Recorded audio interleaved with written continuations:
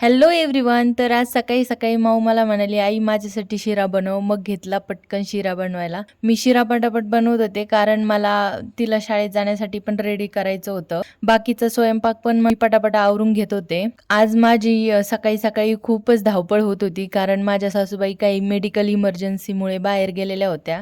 त्यामुळं सगळंच आवरायचं होतं. स्वयंपाक झाल्यानंतर बाकीची दररोजची कामं करून घेतली. सगळे कामं आवरल्यानंतर मी देवपूजा करायला घेतली. आज देवपूजेला 11 वाजले होते. तसं तर मी 8-8:30ला पण देवपूजा करू शकत होते. पण देवपूजेला बसले की मग आपल्याला बाकीचे काम राहिलेले आठवतात. त्यामुळे सगळं आवरल्यानंतर मी पूजा करायला घेतली. पूजेसाठी मी फुलं तोडायला गेले. माझ्या घरी खूप वेगवेगळ्या प्रकारची फुलं आहेत. माझ्या सासूबाईंना फुलझाड लावण्याची खूप आवड आहे. त्याच्यामुळे ही सगळी झाडे त्यांनीच लावलेली आहेत. इथं ब्रह्मकमळाला कळी आलेली आहे. 2-3 दिवसात उमलेले ब्रह्मकमळ.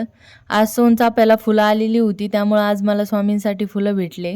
फुलं तोडून झाले. सोबत मी बेलाची पानं पण तोडली होती महादेवासाठी. पूजेचं सगळं साहित्य घेतल्यानंतर मी देवपूजेसाठी बसले.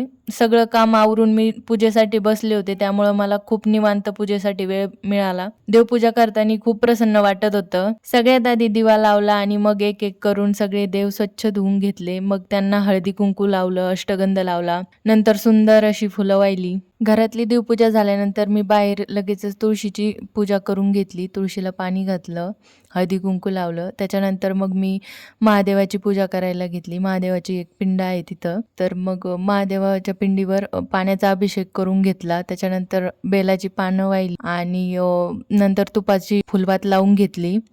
तर असा होता माझा आजचा मिनी व्लॉग. तुम्हाला कसा वाटला मला कमेंटमध्ये नक्की कळवा. लाईक करा, शेअर करा, कमेंट करा.